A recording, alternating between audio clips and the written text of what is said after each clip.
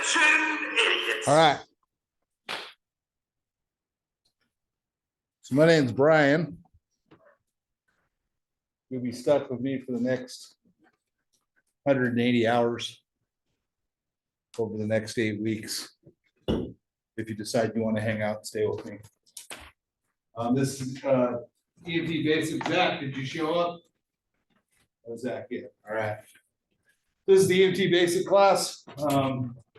What we're here for is teach you guys how to become EMTs and how to become the best possible EMTs for whatever career it is that you choose, whether it be fire, ambulance, law enforcement, corrections, public safety, parks, whatever it is. Lots of different fields for EMS. So I'm gonna get you guys started with an introduction to what this class is, who I am, and what's going on. To get started with though, adversity, negativity, and failure. This is a field that has nothing but adversity, negativity, and is loaded with failure. So you're gonna have to embrace that and get used to it. And you're going to fail, and you're gonna learn from your fails, you're gonna get better. You're gonna learn to not make excuses and to be accountable for your failures. Pick yourself up, learn from it, move on, get better, don't do it again. Throughout life in emergency services, you're gonna have nothing but adversity, failure, negative people talking about you, telling you what to do, and telling you that you're horrible, no matter what you do. So you gotta get used to that. That's on them, it's not on you. You gotta learn to be the best you can be. Let other people be what they're gonna be. So when you're faced with adversity, negativity, and failure, your choices of actions is what's going to make or break you.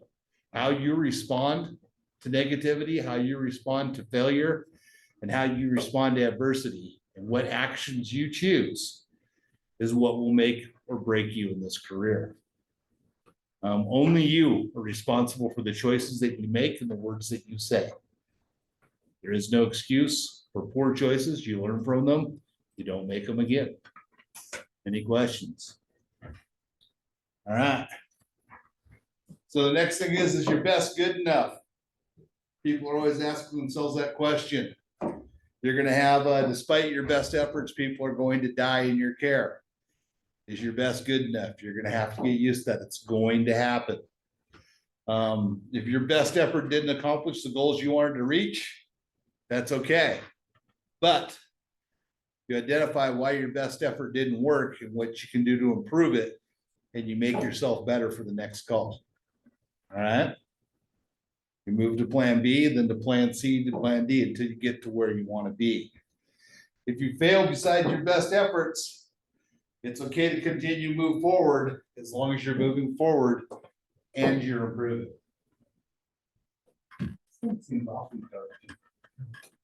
Wonder what's going on. And you said it's not okay to say, well, I did my best when you fail, and then continue on to the same pattern and don't improve. That's not okay. If you don't improve and move forward, then the answer to is your best not good enough? And yes, it's correct, it won't be good enough, because if you're not improving every single day, your best will not be good enough. You're gonna have critical viewpoints and attitudes that are essential to your success in emergency services. The average life expectancy of a career in emergency services is about 4 years. That's generally because people aren't prepared for the adversity and the negativity. You're prepared for it, you're tough, and you can work your way through it. I'm going to give you the skills and the strategies to do that. You can have a long career, and it's a good job and good career if you make it through it. Any questions? All right. Preparation is everything. Does not matter how good you are and how fantastic your skills are as an EMT. If you're not prepared ahead of time, you're going to be failed. Something bad's going to happen. Same goes for this class. You have to read the chapters. Hi there. Are you Zach? No, all right. Ah, okay. Well, we have a book here for Zach. You ever said Zach, you got the book. All right. Well, it's not me, so I'll be lying. Appreciate it. You gotta read the chapters before class. I've given you a first day handout with the schedule. I've also emailed it to you. Need to have those chapters read and the practice tests done with a minimum score of 9/10 on the practice test for those chapters. You can take those practice tests as many times as you want. That's why they're practice. Practice is how you learn this job. We do skills repetitively. We do testing repetitively. We do it again and we fail, and we do it again and we fail, and we do it again and we fail, and we keep doing it until we get it right. Amateurs practice till they get it right. That'll make you an amateur. To be a professional, you're gonna have to practice until you don't get it wrong. Most people, when they're dying, look like a professional. I don't know about you guys. Anyway, moving forward, the same goes for this class. You have to come prepared. If you are not prepared for this class, you will not pass this class. This is a fast-paced class. We do 4.5 hours a night, Monday, Tuesday, Thursday for 8 weeks. And then we do 2 all-day Saturdays, 2 all-day Sundays. We'll be done for the first week of April. So this is a lot of material, so you have to be prepared. If you're not physically and psychologically prepared for class or any job that you do in emergency services, you're gonna fail. So this is for training for life and death situations. You've got to be prepared. Because when you fail on the job, it's not you that ends up bad off, it's your customer. Any questions? All right, that's me. This is all your first day handout too, and I emailed it to you. That's my phone number. As you will hear during this class, it rings nonstop. Also makes all kinds of other sounds. Best way to reach me is by text message. Tell me who you are when you text. I don't have your numbers in my contact list yet. Texting is the best way. I'm extremely busy. I work Monday from 8 a.m. until Thursday 5 p.m. on duty on Mount Shasta Ambulance, the operations manager and the field supervisor. I come here and teach Monday, Tuesday, and Thursday nights, and I do an admin day there 8 to 5. So if you call my phone, there's a good chance I won't answer because they're on the call or I'm talking to somebody else. I try to get the voicemails when I can. Texts are easier because I can go back through the log of them and start answering them, addressing them as soon as I get a spare moment. So I'm happy to help you. Office hours. My office hours are pretty much anytime. You can text me. The official office hours are 5 to 5:30 on the phone and 5:30 to 6 every Monday here at COS. But you can contact me anytime. Email address is cos@gmail.com. I do only check that though when I'm here. So again, text is the best way. Do not call Mount Shasta Ambulance. That message will never get to me. I can be in any one of 3 offices and I can be anywhere in the county at any given time. So you can call, leave a message there. It will never get to me. Any questions about me? Any questions so far about the class? No one's run out with their hands in the air, so it's good. It's a good start. All right. Felony conviction. They make me tell you this at the beginning of class time now, so you're not really angry at me at the end of class. If you already have a felony conviction on your record, there's a good chance you cannot become an EMT. You will have to go for a state board and make an application. Everyone that's not a convicted felon will just go through the regular process. But if you're a convicted felon, you're gonna have to go through an appeal board to get your EMT and tell them why you should be an EMT and why you're not gonna commit felonies anymore. And the reason for that is that you're in people's houses and in their life, their most vulnerable time. If you're convicted of a felony and something goes wrong or something goes missing, you're gonna be the first person to look at it. That's why the state's very, very, very careful. Any questions? We've had people go through this entire class and they're furious because they can't get their EMT. So I said, you need to put this in the first slideshow.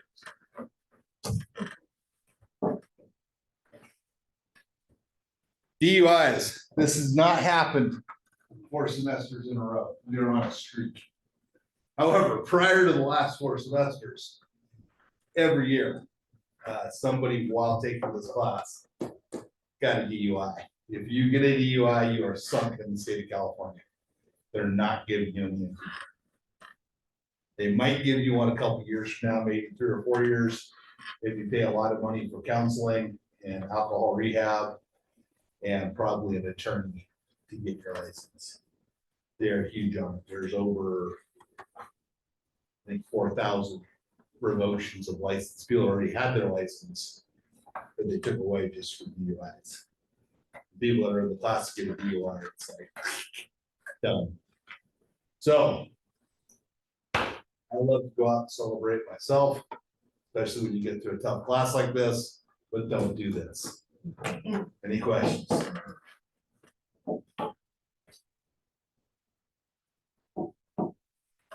You probably wouldn't even get a national registry card. We had one student here that smoked this class that got a DUI the last week of class right for the final.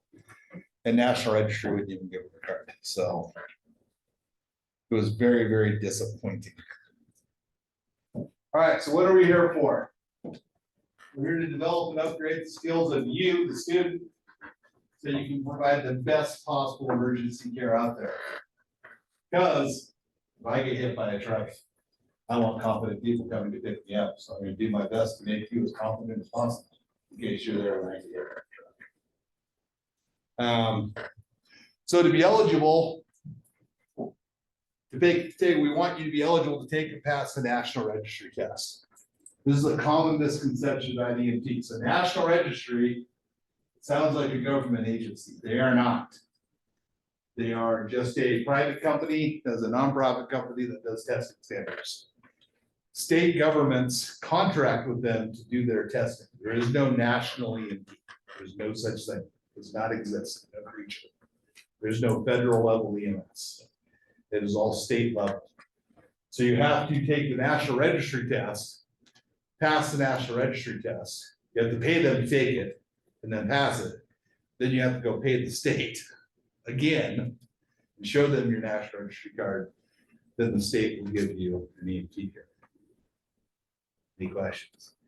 Bureaucracy at its finest. Somebody else have one? She raised her hand first. You have a question? Are there any states where this one's not recognized? There was 2. I don't believe there's any anymore. Funny thing is, Ohio, which is where national registry is, didn't recognize national registry, which I always thought was hilarious, but they do now. So I believe it's all 50 states, but I'm not positive. There might be one. I don't know what it is, if there is one. Yes. Is there a way to just take, this is national, so I mean, that makes you eligible to take a test in any part of the state, correct? Right, so if you take the national registry and pass, Right.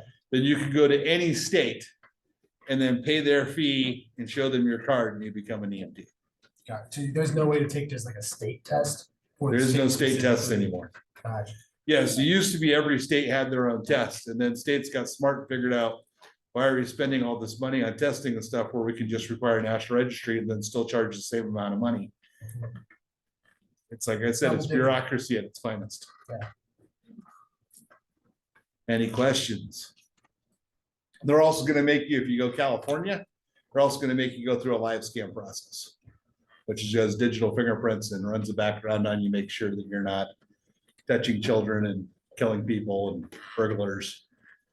And then what it also does is that if you do get arrested, then it notifies the state EMS authority immediately when you get arrested and fingerprinted, so they can revoke your license, even before you get convicted. Pretty cool, huh? So I say, don't get arrested. Even if you get found not guilty, you gotta go through the whole process to get your license back, because they will revoke it on the spot. You're guilty till proven innocent with the state EMS authority, unfortunately. It's a revocable permit or license.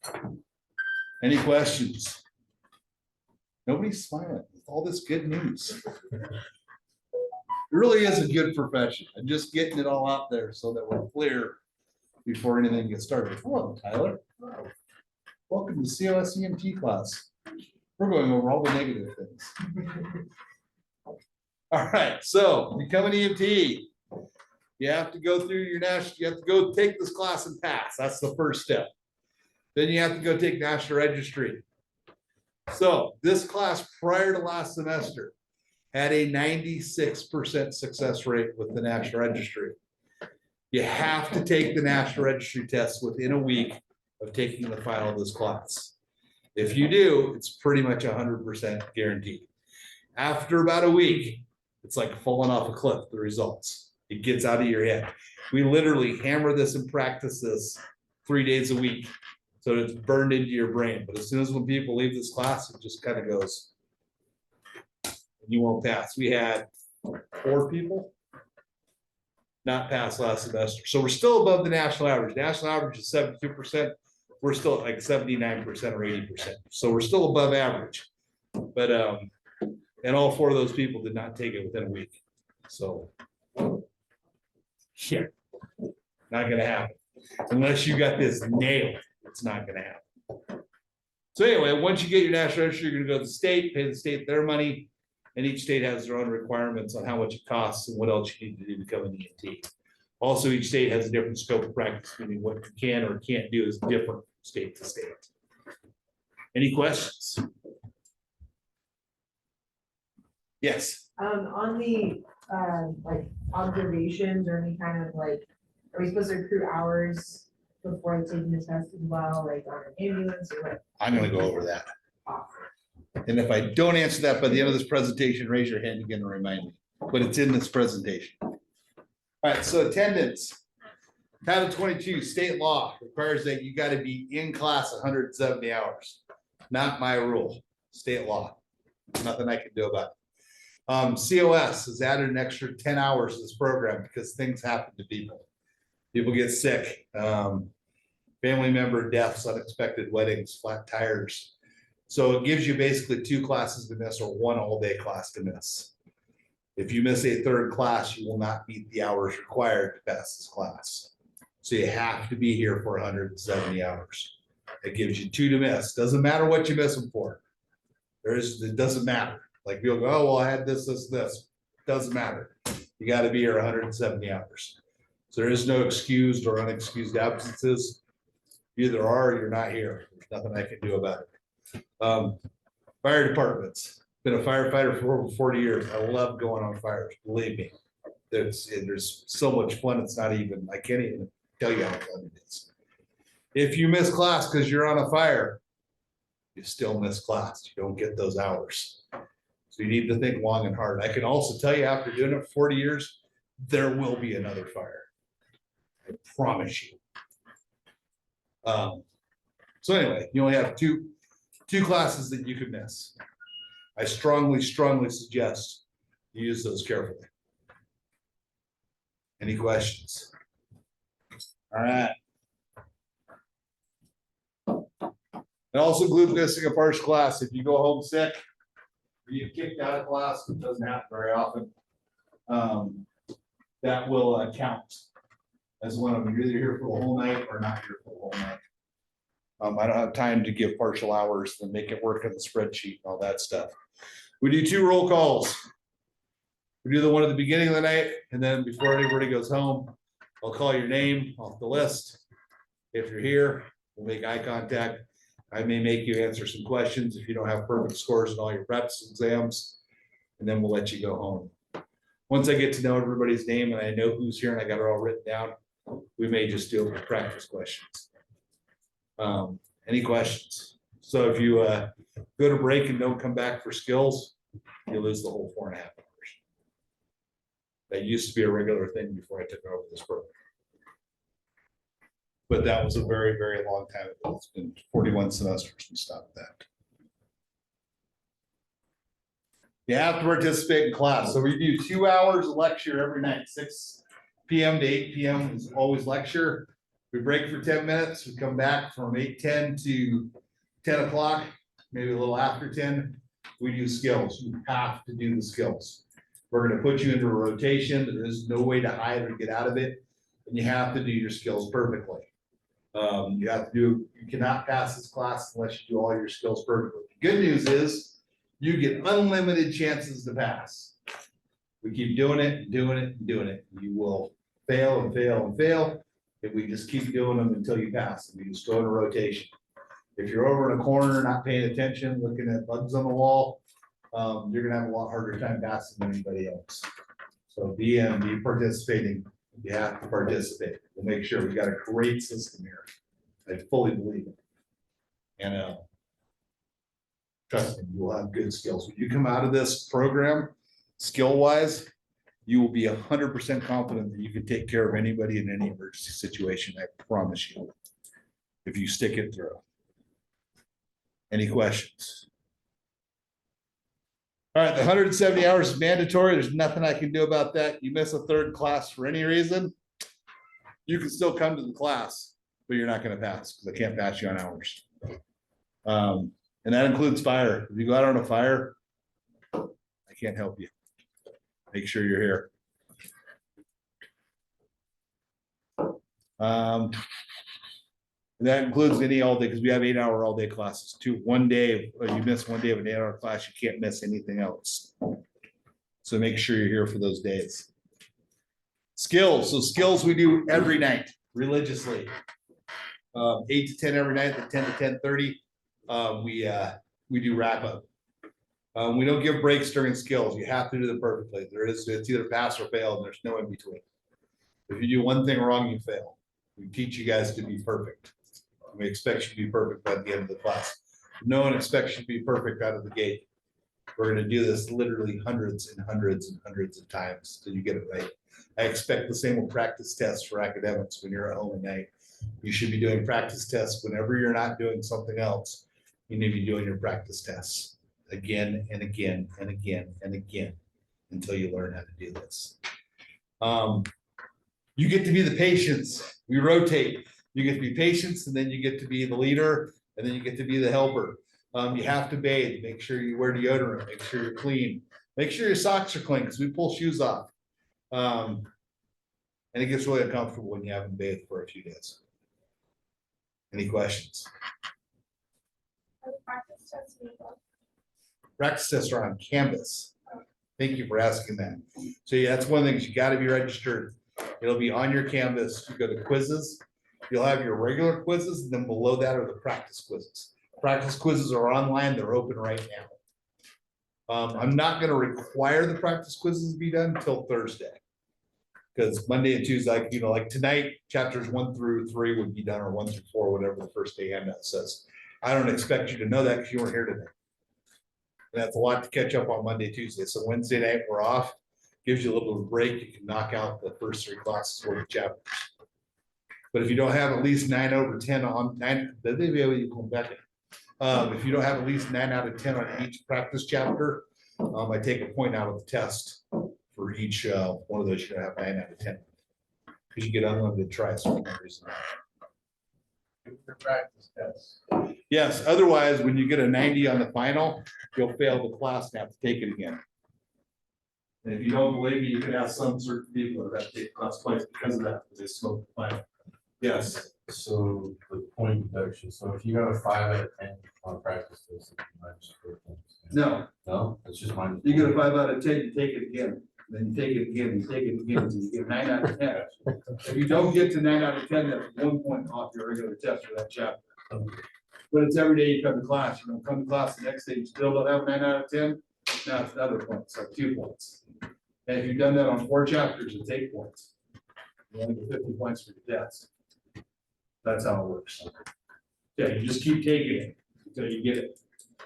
And it's not to get you to memorize, it's to get you guys to learn critical thinking. That's another part of this I'll get to in just a second here. These tests are hard. They're all right answers or all wrong answers. And you got to figure out what the best answer is. It's not about what's right or what's wrong. It's what's the best answer for the situation. Critical thinking.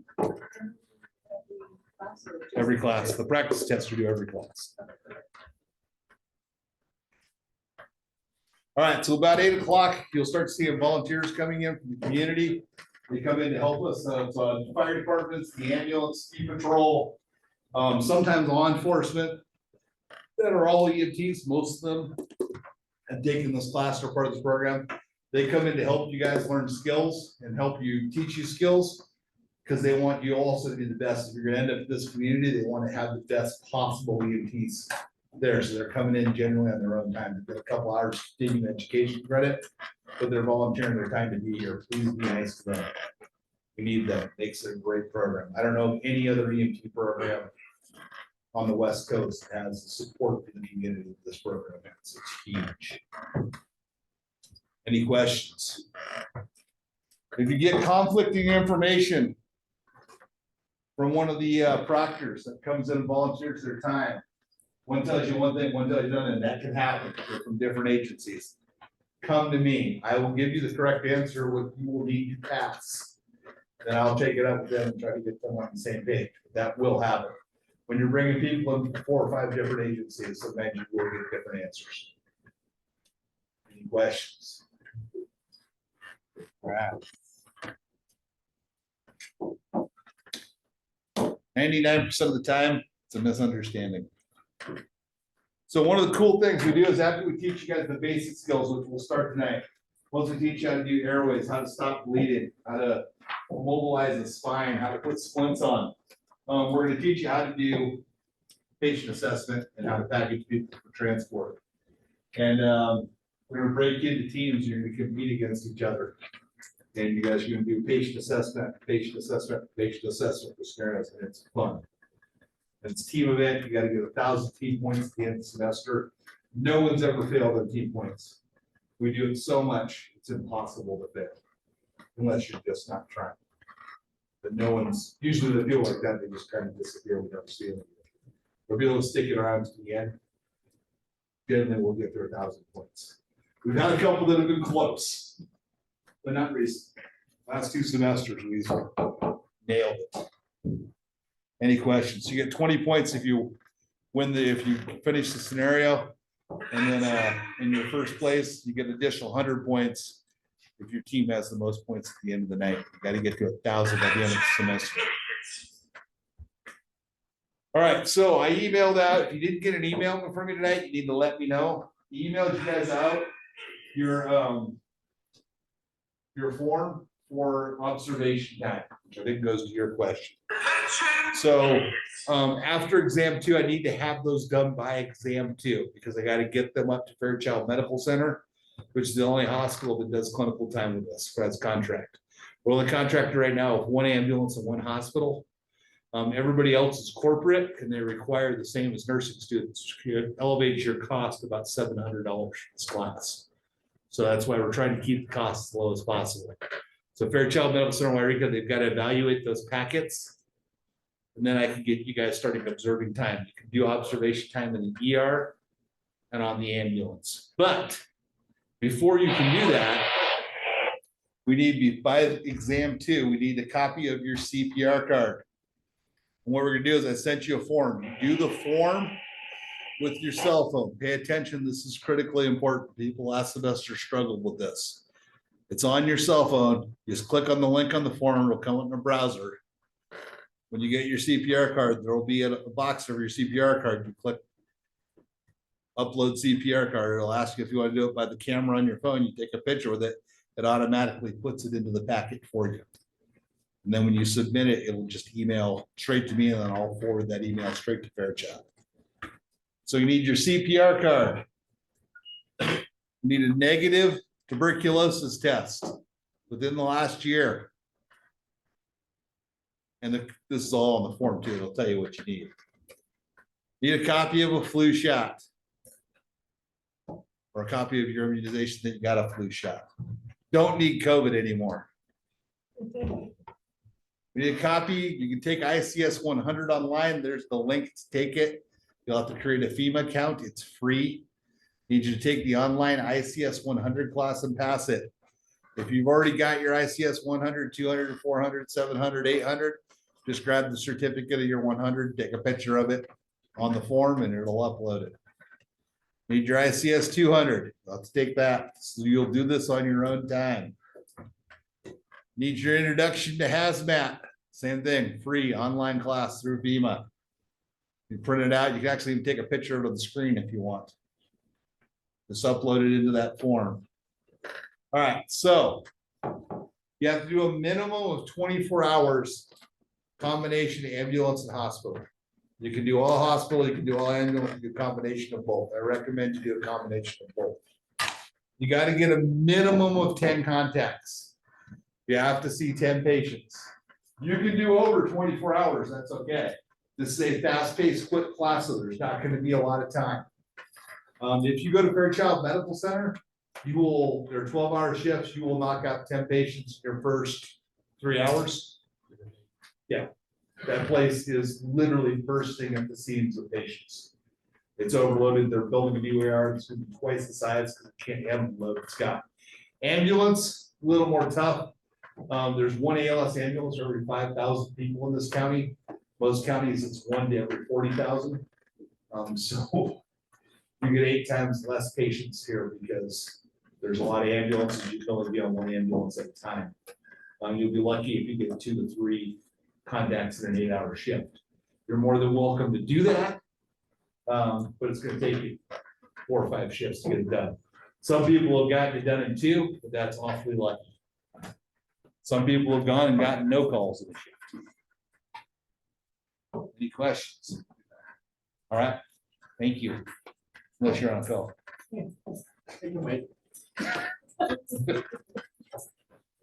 Funny guy. So anyway, you'll have to have that form completed. And when you hit submit, it'll automatically send it to me, then I'll send it up there. Needs to be done by exam 2. Should be in your email. If it's not, come see me at break time. We'll get it emailed out to you immediately. Any questions?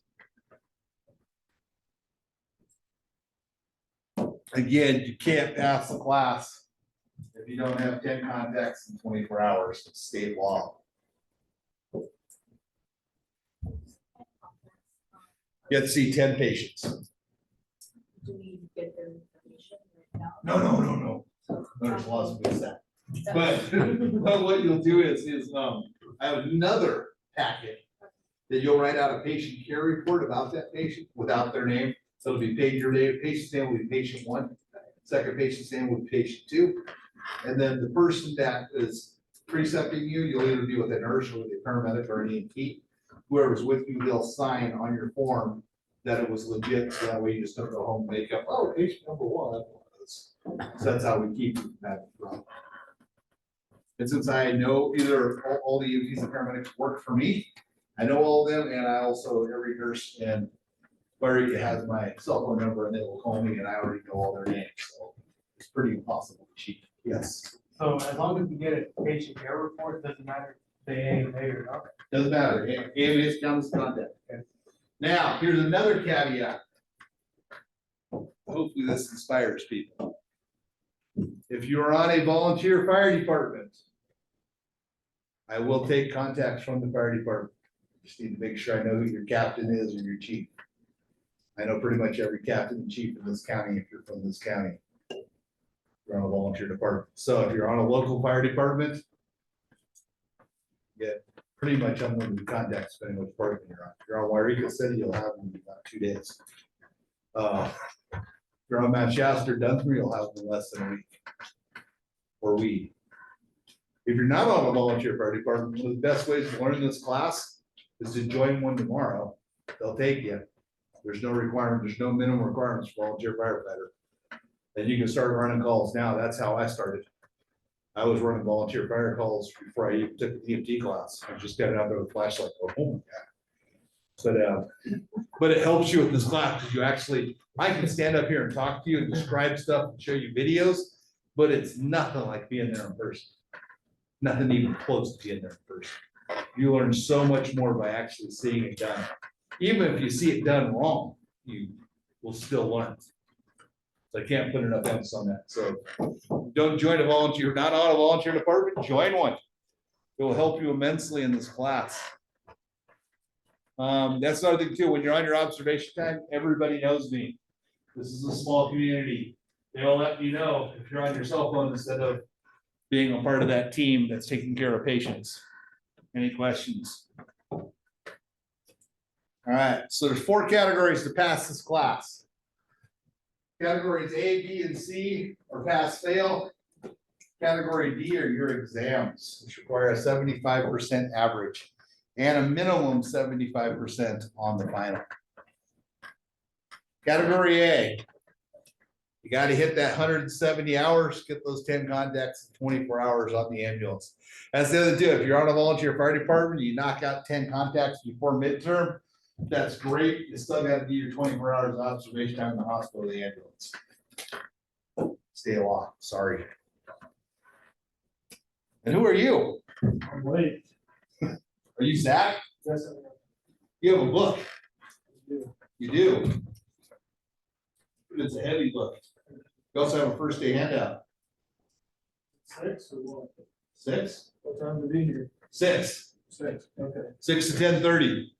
There was a question back there. Yeah. How do you get the observation time? You just like Oh, say, I'm going, well, at midterm, we're actually probably exam 3. This class ends so quickly. We'll probably start exam 3. I will give you phone numbers if everyone has their packets in. And you will call those phone numbers and schedule a time to do that. okay, And they're available 7 days a week. okay, Ambulance is only available like 5-7 days a week, but the ER is open like crazy hours. They're open 24 hours a day. I don't think they allow students open like 2 to 6 a.m. okay, But they allow them pretty much all day. Okay. Yeah, that's how you get that. okay. Everybody's got to get their stuff in. They don't want you sending like a packet here, a packet there. It just doesn't work. Yes. Is there like a requirement you're on for the full 12-hour shift, or is there? like- Oh, you have good questions. Yeah. So the answer to that question is, because I get asked that every semester. So what'll happen is, yeah, people will only need 3 or 4 hours or one more contact when they schedule a shift, and they'll ask me, do I need to do the whole shift? And I'll say, all right, I want you to close your eyes. And I want you to think about who you care the most about in life. And I want you to think about them not breathing, and you got to call 911, and somebody has to be there literally in seconds to save their life. Do you want the person showing up that did the bare minimum and went home over half a shift because they made just the bare minimum of 10 contacts and went, ooh, I'm done, checked out? Or do you want the person that did the most possible to learn how to do this job and do it right and went above and beyond what the minimum was? Who do you want that person to be showing up? Do you want the person that did the minimum? If your answer is no, then why would you want to be that person?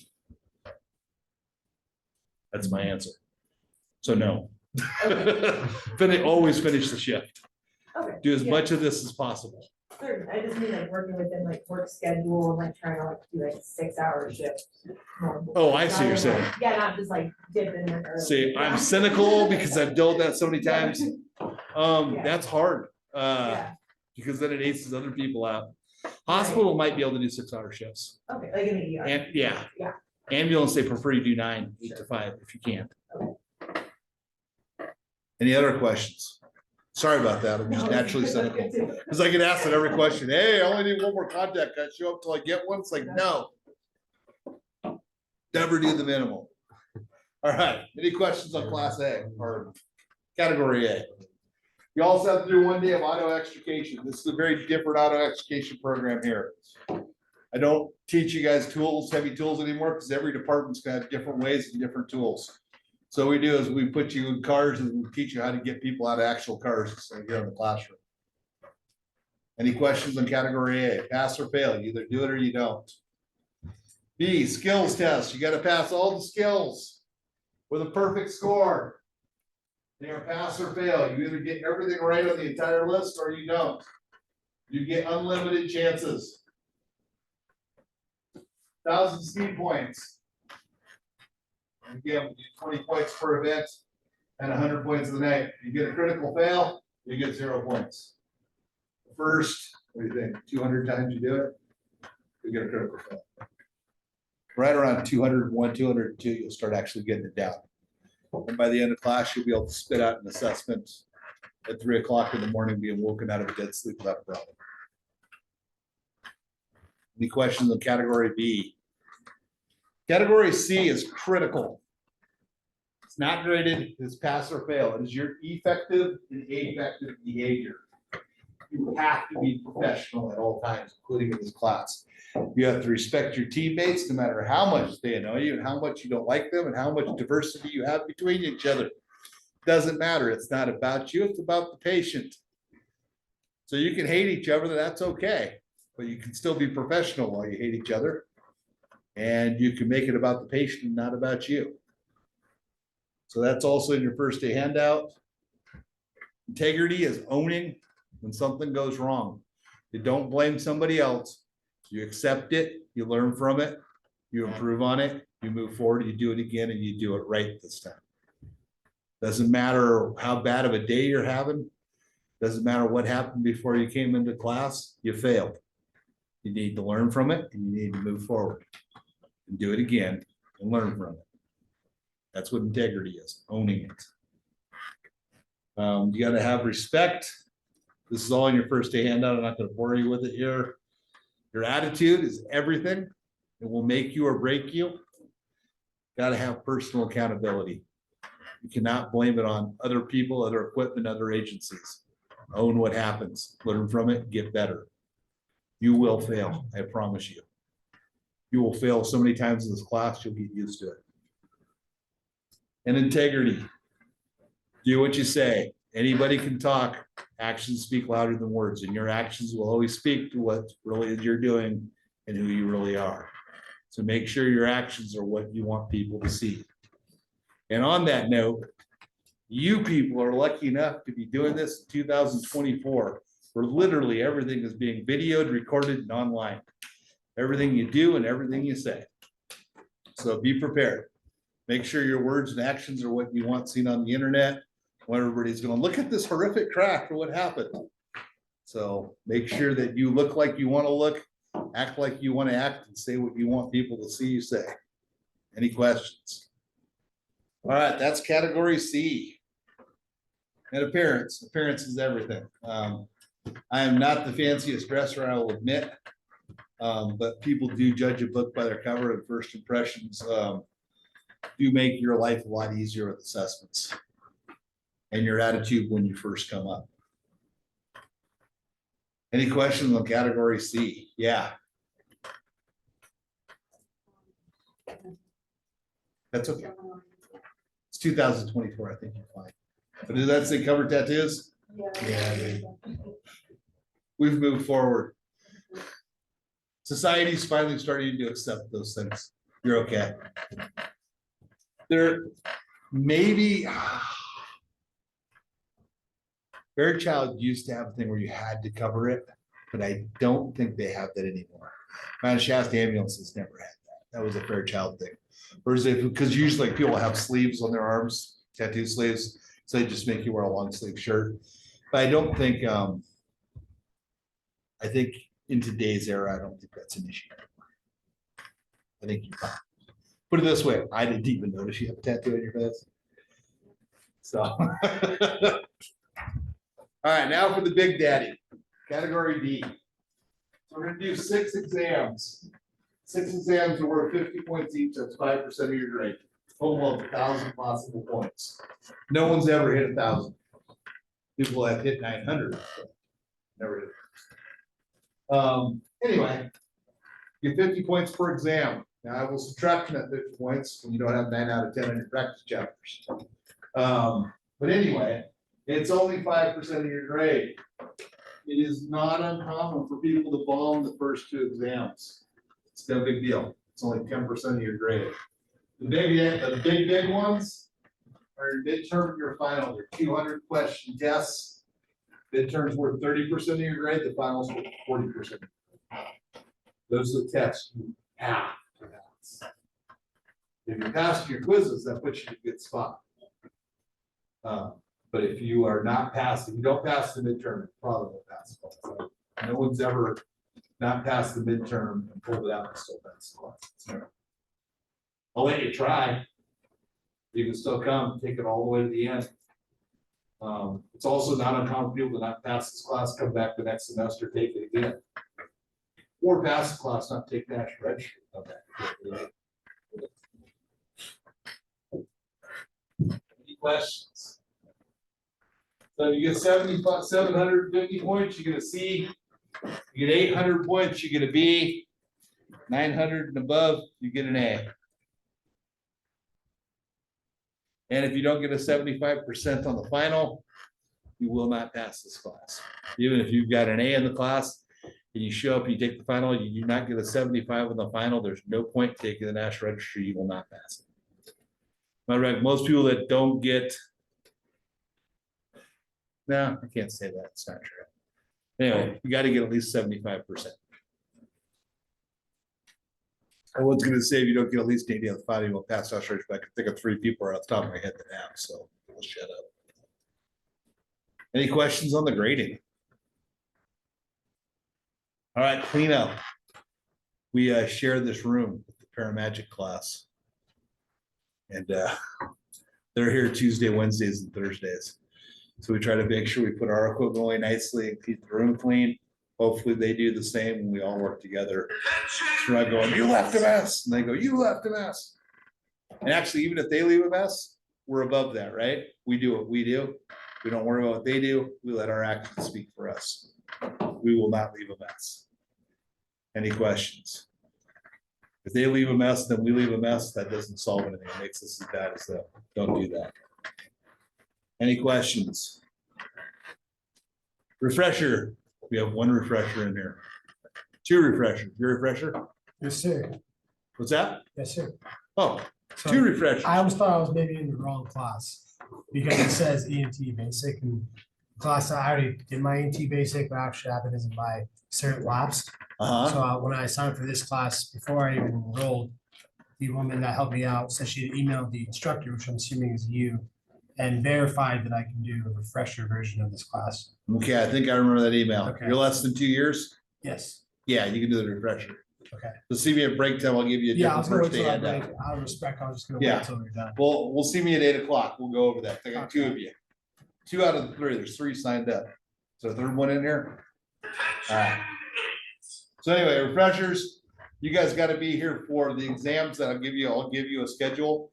I don't have it printed out yet because usually the refreshers sign up and don't show up. So having 2 is like, wow.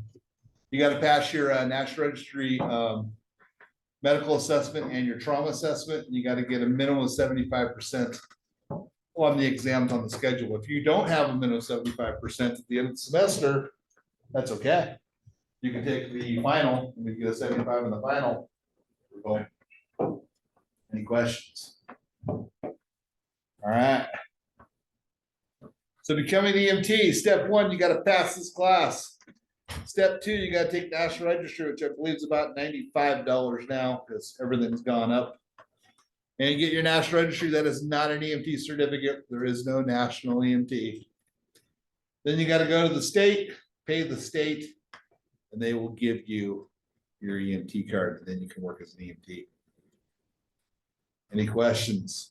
If you want to do it in California, you got to give them your course completion, showing you passed the class, your National Registry cert, photocopy your CPR card, your driver's license, and do a live scan. And run around the Capitol 4 times, and then they will give you an EMT certificate. Welcome to California. Any questions? Join a volunteer fire department. It'll be worth your time. Questions? All right, we got 2 more presentations to do before we go to break. It's already 10 minutes to 7, so we're behind.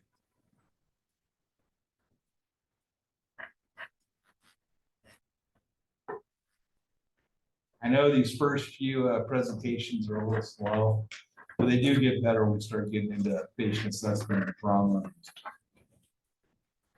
All right, your thoughts for the day. Which we already went over, I'm gonna go over it again, 'cause it's important. It is okay to not like everyone or every agency you work with. That's okay. You're not gonna like everybody, you're not gonna hate everybody you work with. It's okay to have a difference of opinion. All those things are fine. It's never okay to let your dislikes or difference of opinion affect your team and your quality of patient care. Is that clear? That includes when we're in groups doing skills. Other thing you got to realize, it's never about you, about their patient and the patient's family. They're your first consideration, and the whole time it's about them. You want to fight and argue, as soon as you get back in quarters, back inside your fire station or your ambulance station, have at it. But never during the call. Patient comes first. Any questions? All right. Objectives for chapter 1. You need to know how to define emergency medical services. You need to know what emergency medical service history is. How did we get where we're at? You need to know what the 4 levels of certification are. You need to know the roles of each of those 4 levels.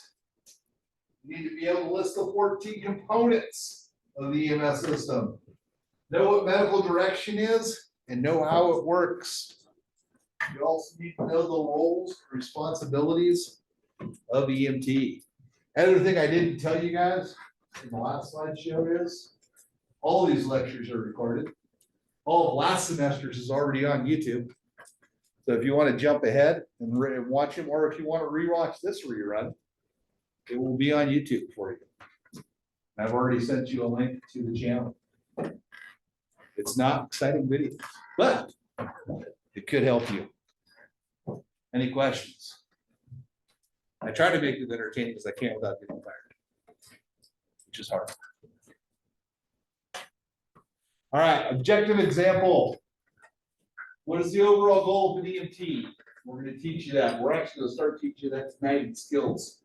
Scene size up, which you're going to learn tonight. Patient assessment. You're going to learn how to size up a scene to make sure you don't get yourself or anybody on your team killed.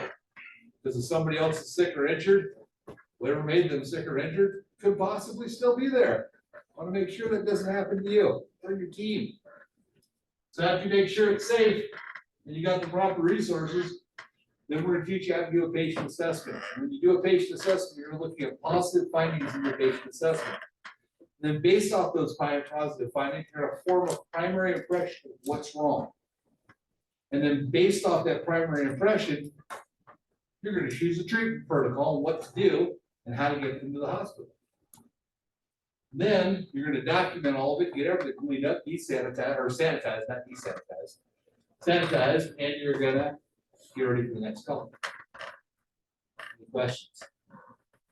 I know this sounds like a lot. It might seem like a lot tonight, but once you learn this, you've done it for about 6 months, it's the easiest job in the life.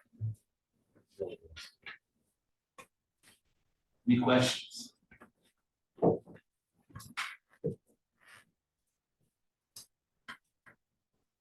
EMS history. That was my first ambulance. Been here for a long time.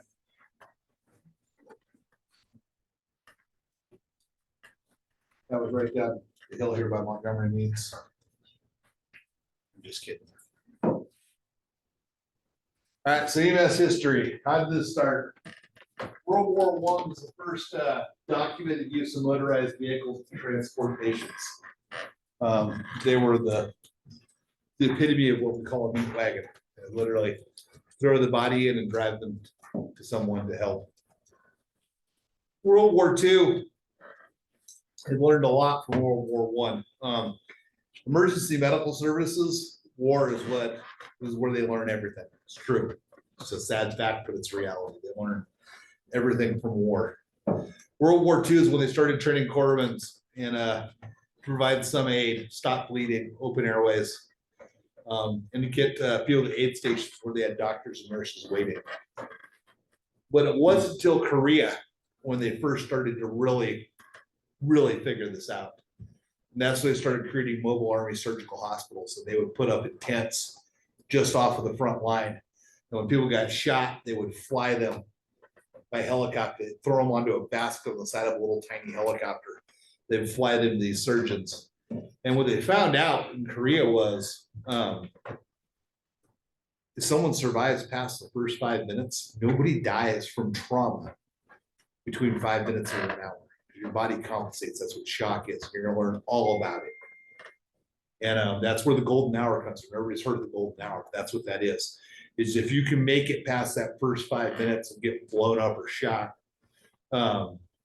your body will compensate by a compensated shock for about an hour.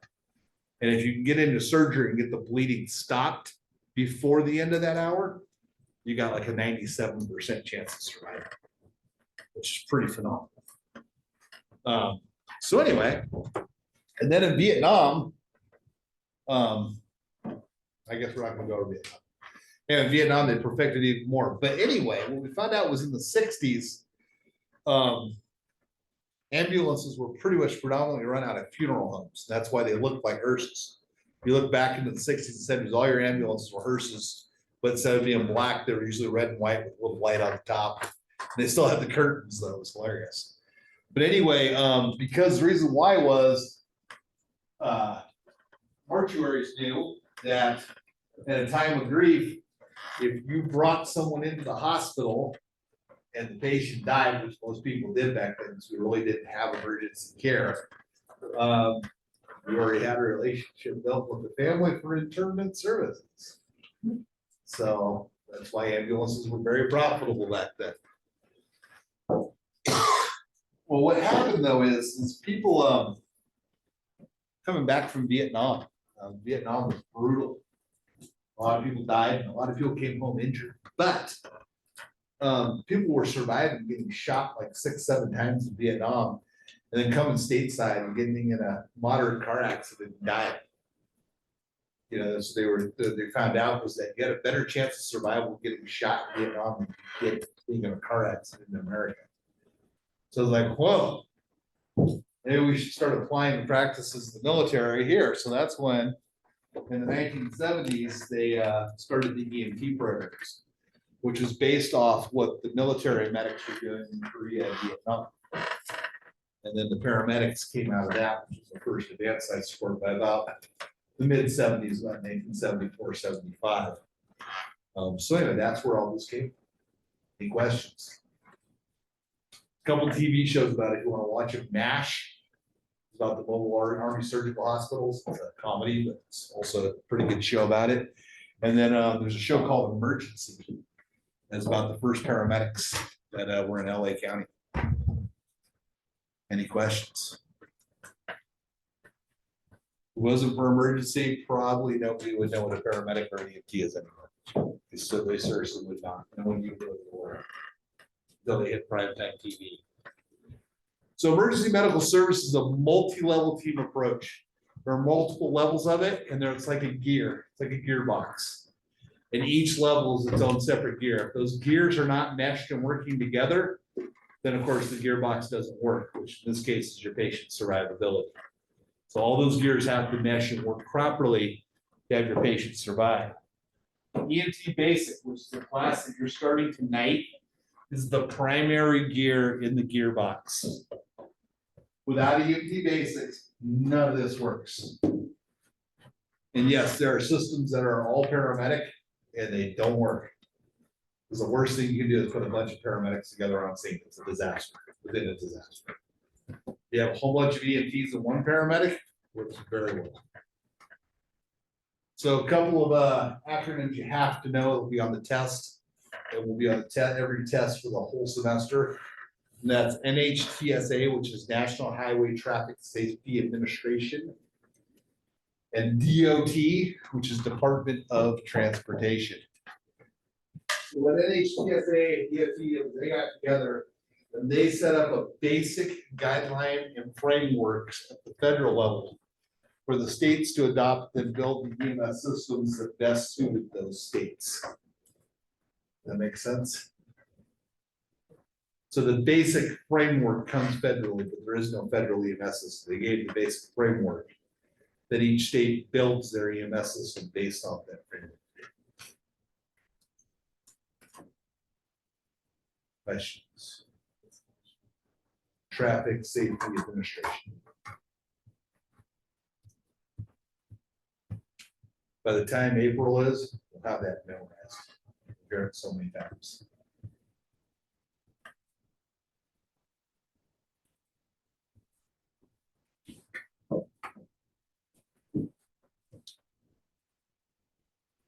All right, different levels of EMS certification. EMR, Emergency Medical Responder, also known as First Responder. That's the lowest level of training. It's the minimum number of hours, but it teaches you all the most important things: how to stop bleeding, how to open an airway, and how to keep people ready. Things that keep people alive. Critical, most important stuff. That's what EMR is trained to do. 40 to 60 hours, depending on what state you're in. Next level is emergency medical technician, which is what you guys are wanting to be. It is the true backbone of EMS. EMTs in the minimum of about 160 to about 190 hours of training, depending on the state. It's the entire basic life support scope of practice with some limited advanced life support skills and advanced life support setup, and allows them to operate ambulances. Next level above that's going to be advanced EMT, which is a pretty rare scope of practice. It's designed for small rural areas that can't support a paramedic system. So it's usually volunteer ambulances or volunteer fire. Gives them limited advanced life support without near the cost of an entire paramedic system. Then the highest level is EMT paramedic, which is about EMT advanced, I think is about 280 to 400 hours of training. Paramedic starts off at 1,100 to 2,000 hours of training, depending on the state.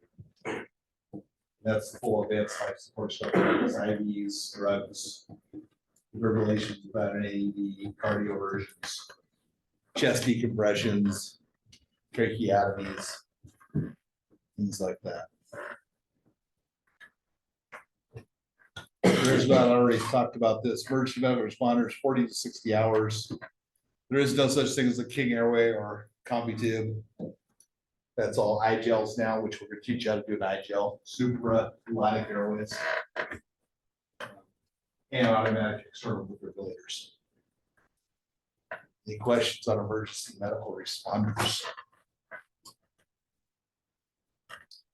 EMT basic. Again, a minimum of 160 hours nationwide. Entire BLS scope of practice. Actually, first responder does not include iGels, I lied. Sorry about that, scratch that. EMTs can do iGels or supraglottic airways. First responders cannot. I think that slide said you couldn't do. I may have misspoke, yet does not usually, sorry about that. And a call text work on an ambulance. It gives you expanded scope practices of medications. EMTs now, most states can do aspirin, Narcan, oral glucose, epinephrine, intramuscularly, oxygen. I think that's it. Any questions? EMT advanced is at least 300 hours of training. Gives limited advanced life support. They can usually start IVs, can't do cardiac monitors. And it's designed for rural areas that paramedics just aren't a reality for. Any questions?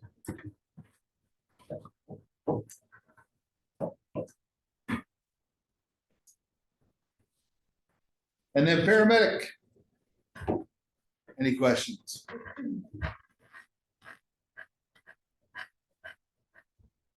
Yes. Do we have any AMTs in Siskiyou County operating? 2. And 1 is actually an AEMT/EMT2, which is from the old EMT2 scope of practice, which is almost paramedic level. But the unions and stuff got that legislated out, so they don't exist anymore. So he's grandfathered in. And then there's at least 1 EMT advanced in the county that she can do IVs, can do some medications, but she can't do cardiac monitors. There might be a second one, but I can't think right now. If there is one, I only know of 1. Yes. You don't. EMT advanced, COS has an EMT advanced syllabus. The problem is the cost to operate the program with insurances and contracts, to hospitals and ambulances for a volunteer organization or for someone to do it as a non-career, because there's no real career for EMT advanced, makes it cost prohibitive. The 1 EMT advanced we do have here, she actually got hers in Nevada, where it is cost prohibitive. Different laws, different guidelines, and then she moved to California, back to California, and it moved right over with her. They have a process, so it went right over. That's how she did it. There are a couple of EMT advanced, I want to say down by Amador area, but I don't know anything about the programs. Really. Like I said, it's for small rural areas like this, but we haven't found a way to make it cost effective for people that would do EMT advanced. If that makes sense. Excellent question. Wow, this class is gonna be a challenge. You guys have good questions. All right, any questions about paramedics? They're not as great as you think they are, or they think they are. 99% of the patient care is done by EMTs and BLS. Paramedics may start a precautionary IV and may give a medication. Other than that, there's no difference. I'm a paramedic, I can say that. Why did I become a paramedic? For job security. And if you're going into the fire service, paramedic is a shoe in the door. They'll put 4 paramedics on an engine because it looks great on paper. It's not practical, but it looks great on paper. I was that really gets us off topic. Cliff notes, I became an EMT2 back in the old EMT2 program for a volunteer fire department because they were going to advanced life support. And I thought it'd be a good idea for my community. And then they're getting rid of EMT2s. And I got in a really good job on the ambulance working as an EMT2. And I knew that they were going to regulate that scope of practice into non-existence. So I figured for job security, I better go get my paramedic. So I could keep starting IVs and giving drugs to people. Excellent question. All right, roles by provider. EMRs, they're usually the first people on scene, law enforcement, park rangers, fire department, etc. They're usually the people that actually save the lives. They stop the bleeding, open the airways, shock the cardiac arrest patient. EMTs, they are the heart of the system. Does not work without EMTs. I don't care how good a paramedic thinks they are. A paramedic is useless without at least 2 good EMTs with them. Because someone's got to keep the bleeding stopped. They got to keep the heart going. They got to keep the airway going. They got to keep the patient ventilated with a BVM.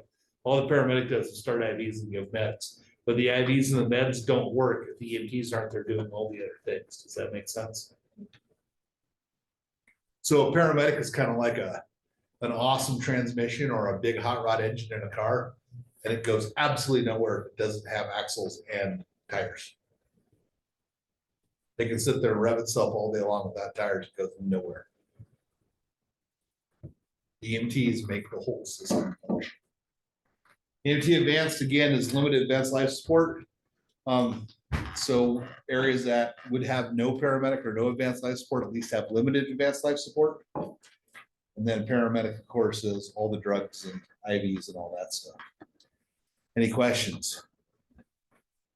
All right, professional attributes of an EMT. You have to have integrity. If you lie about someone, you give them false vital signs. You're not completely honest with your assessment. You try to make it something it is or isn't. No one's ever going to believe you again on your team. You have to have integrity. Always be honest.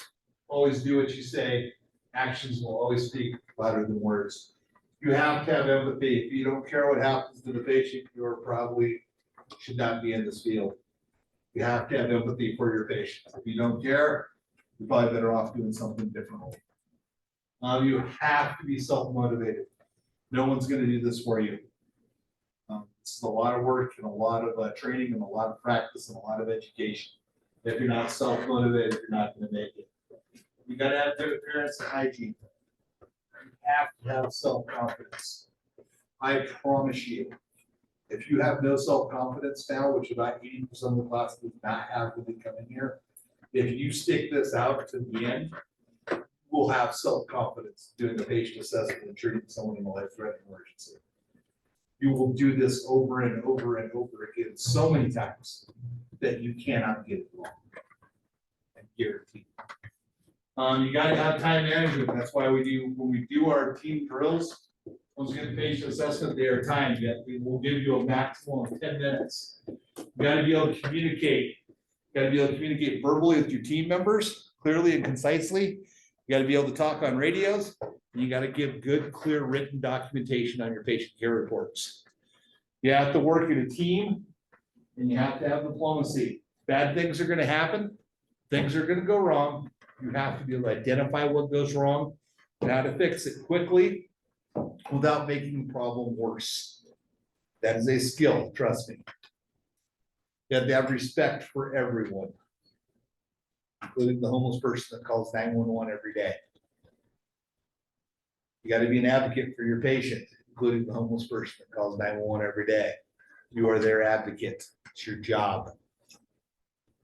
You gotta give good care. Do no harm. Make sure the patient is better or at least stable to what they were when you picked them up. Any questions on what the attributes of being an EMT is? Next. Job responsibilities. Got to keep your vehicles clean, stocked, and ready for an emergency. If they are not, you will not get to your patient, or you will not have the correct tools for your patient, and you will not save your patient, and it will be your fault. You have to have your vehicle stocked, cleaned, and inspected daily. EVOC, that stands for Emergency Vehicle Operations Course. You have to know how to operate emergency vehicles, whether it be an ambulance, a fire engine, a rescue squad, a police car. You have to know how to operate it. It is not like driving a car. They are bigger, they are top heavy, they don't stop as quickly. Yes, Is that something we're learning here? That's something we do? you'll learn at the agency you go to. Too many different variables to teach in the class, depending on where you go to work. Yes, Yeah. for ambulance you do. And for fire engine, it's firefighter endorsement, that's not just special class B. It's just firefighter endorsement now. So you have to get, it's just a separate thing like ambulance. You have an ambulance driver, so you do ambulance, you got a firefighter endorsement to drive engines. Yeah, endorsement. Over only 12,000 works pounds. In state though. Yeah. You can't go out of state with an endorsement. And I don't think there's a fire engine around anymore that's under 12,000 pounds. That'd be a pretty tiny engine. Yeah. Any other questions on EVOC? Yes. How long is the training specifically for the ambulance, license? So there is no training for the ambulance driver's license. It's a written test. And yeah, but the agency you're gonna work for will be responsible for your emergency vehicle operations course. It depends on the agency. Usually it's about a day. It's about 6 to 8 hours. It's not bad. Any other questions on EVOC? Yes,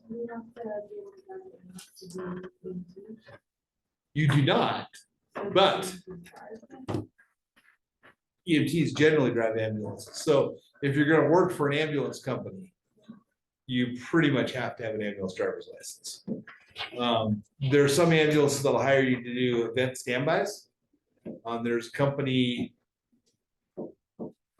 it's called Alpha One out of Sacramento that does event standbys. You can get a job as an event standby, but you're only gonna do event standbys, like concerts, rodeos, football games, etc. But generally, as an EMT, yeah, you gotta have a driver's license, unless you're on a fire department. A lot of fire departments that don't have ambulances just require EMTs to be on the fire department, and you wouldn't have to have them for there. Any other questions? All right, on-scene leadership, we will teach you how to be a leader. Scene size up, we're gonna teach you that, we're gonna teach you all this. How to order additional resources, you gotta be able to look at the scene and know what different resources you'll need and get those ordered. You can always cancel them later. You gotta be able to get to the patients. Patients generally are not in easy to gain spots. They're in sometimes some pretty ugly places. You gotta be able to learn how to gain access and get them out of there. Patient assessment in big bold print underline, it's most important. You're gonna do that again and again and again and again and again and again and again until you can stay in your sleep. Emergency treatments, extrication, something not important underneath that. You gotta work as a complete uninterrupted team is critical. And have continuity of care with other agencies and other professionals is critical. Emergency incidents are a comedy of errors that are corrected as quickly as possible. Things are going to go wrong. Nothing is ever predictable. There is no such thing as a routine, whatever. That's why National Registry tests, there are no right answers, there are no wrong answers. You have to choose the best answer. Because you have to be able to do critical thinking and resolve the emergency. And you have to do all that while upholding medical and legal standards. You can't break the law to do it. Despite what you see on TV, it's not actually, you can't do that. Gotta make sure you have patient privacy or else it will cost you dearly. They will fine you if you violate patient privacy. You cannot talk about your patient to anyone. Administrative support, somebody's got to be in charge. Continuing education, you got to continue to develop skills. As long as you're in this industry, you're going to be required to do continuing education, continuing to improve until you retire or get hit by a truck, whichever comes first. Just kidding. No, not kidding. I mean, until you're done with the job. And you got to have community relations. Because the community is not going to trust you if you're not a good representation and integrated into the community. Any questions on the responsibilities of an EMT?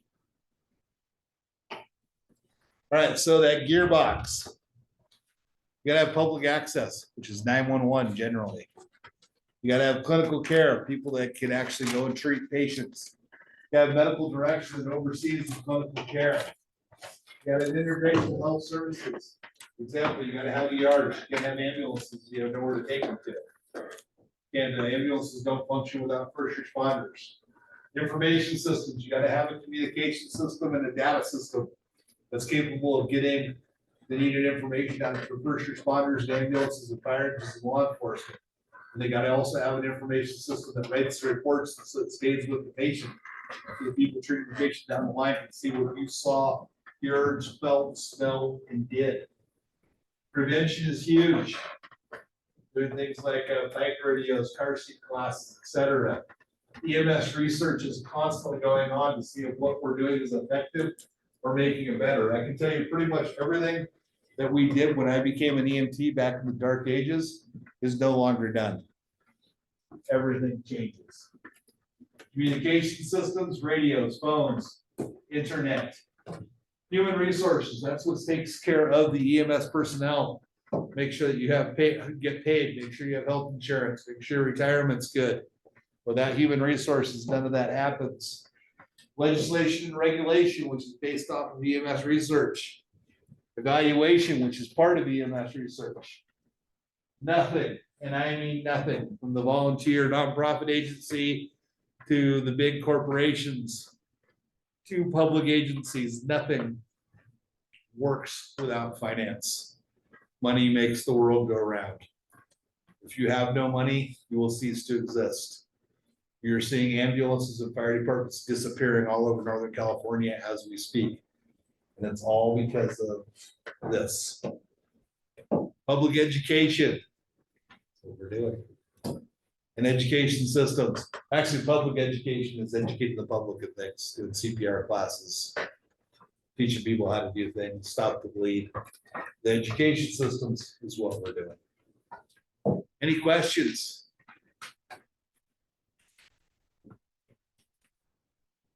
All right, public access has to be easy. That's why they created 911. We now have enhanced 911. If you call 911 from a cell phone, it's going to give you your exact location, hopefully. Supposedly. Call 911 from a house phone or a landline. If it's not voice over internet protocol, it will give an automatic where your address is and where that phone's supposed to be.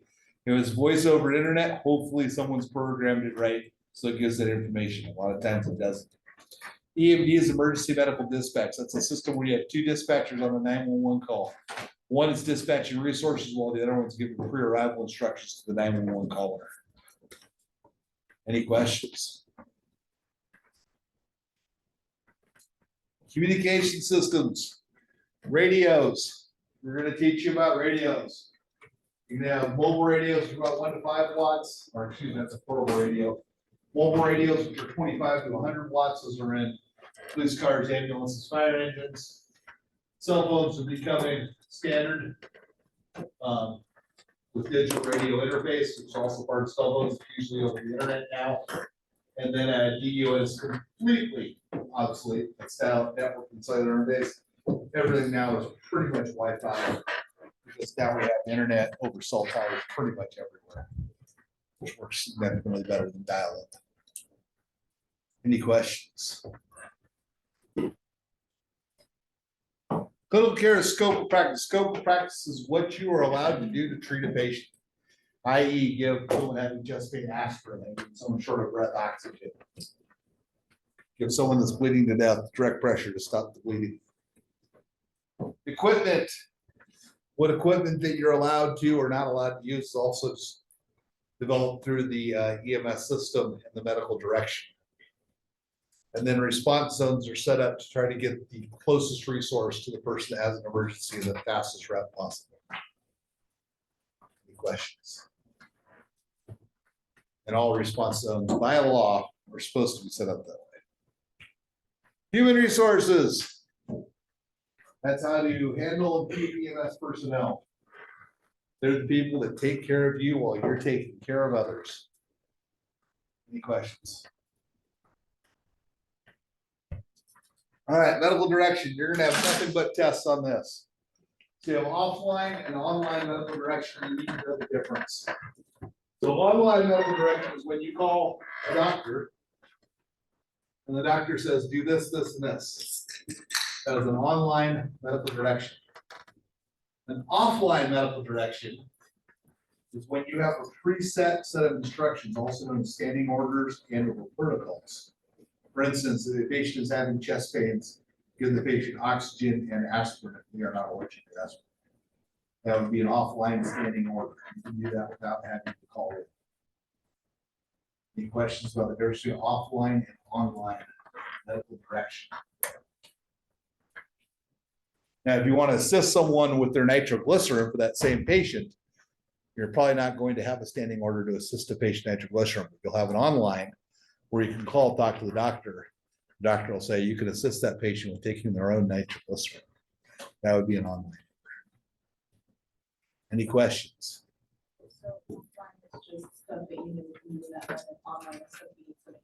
Right, it's pre-written instructions. You'll have it in writing. You can do it.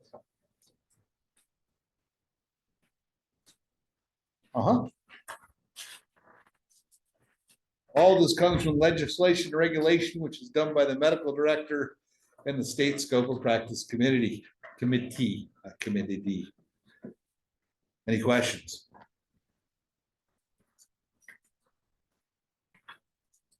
All righty.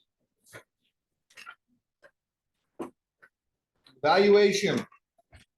Continuous quality improvement is required of every EMS agency. They measure, make sure that you're meeting the benchmarks and seeing what you can do better and what needs to be done to improve. Continuing education is required of every EMT and every paramedic. You'll have a minimum hours of continuing education that you have to achieve every 2 years to keep your certification. The CQI constantly evaluates the effectiveness of the procedures and the treatments. And systems change. This system that this county's in, it changes every 6 months. They do improvements every 6 months, once in July and once in December. To set out improvements and changes in protocols. Information systems. That is, again, being able to get things out to people, being able to communicate with each other, and being able to get patient care reports. Secret society of incompetence, I put that in there. That's part of the integrity thing. If something goes wrong, you don't cover it up and hope that your buddies cover you up when you make a mistake. You own that mistake, you learn from it, you make sure everyone knows about it. Everyone learns about it so they don't make the same mistake and you move forward. Not saying anything, looking in that direction and trying to cover it up is what creates a secret society of incompetence and a pattern of bad care that you don't want to be associated with, trust me. Any questions? All right, integration of health services, again, it's a large gearbox. EMT basics, first responders or paramedics are only some of the gears. EMT is the main gear. But if all those gears are not working in place and properly, bad things happen. And when they're working perfectly, things that you couldn't even imagine can be done. And we'll be going over that right around midterm. I'll give you some examples. An example of integration of health services. People have to have an easier, rapid, reliable way to access emergency services. Before we had 911, we had call boxes. which you may still see, you might see when museums too. Somebody run down to the corner, there'd be a fire in a police box, if you needed fire or ambulance, you break the glass on that, and set an alarm off. So they would respond to that corner, and then you meet them there and show them where the call was. Then we got telephones, and then everybody had their own different numbers, fire is this number, police is this number, ambulance is this number. Then finally in the 70s, they came up with 911. So now 911 is pretty much universal. You gotta have dispatchers that know how to gather information from people that are in a panic and with different languages, and be able to get that into a system to get out all the closest resources and get people there as quickly as possible while giving directions to the person on the 911 system on what to do. EMS has to be correctly positioned so they can arrive in a timely manner. And emergency rooms also have to be strategically positioned so they can give them maximum patient care. Then you also gotta have specialty centers to get people back to what they were before the incident happened, which is called definitive care, which will be on your test. It's getting someone back to what they were before. In a perfect world, what we want to do is have someone that has an incident back to exactly what they were prior to that incident happening. That's the overall goal. So you got to be able to obtain and relay the information. You got to have a report, a written report that goes with the patient throughout their entire definitive care. And that way the doctors down the road can see and understand what you did and what you saw and why you did it. Any questions? All right, and finance. There's a whole bunch of different ways of financing EMS systems. None of them are easy. And the amount of money you have a lot to do with how efficient the system is. Sad reality. Any questions? Education systems, again, when you get out of this class, it doesn't stop here. You're gonna have to have a minimum of 24 hours every 2 years. And that's your responsibility. If you don't do it, they don't research your license. Prevention and public education, CPR classes, car seat inspections, bike rodeos, helmet distributions, all kinds of stuff. Any questions on that? And then research, they research the documentation with digital electronic patient care reports. They're able to do more research than ever. They're changing things rapidly. Things they thought that were absolutes, they're finding out have no benefit at all, so they're not doing it anymore. All right, so here's some examples. People are out having fun on a slip and slide. Somebody gets hurt.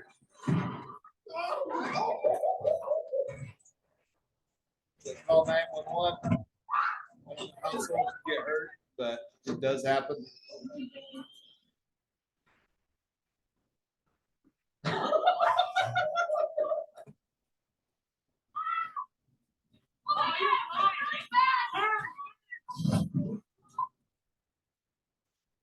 Lights off.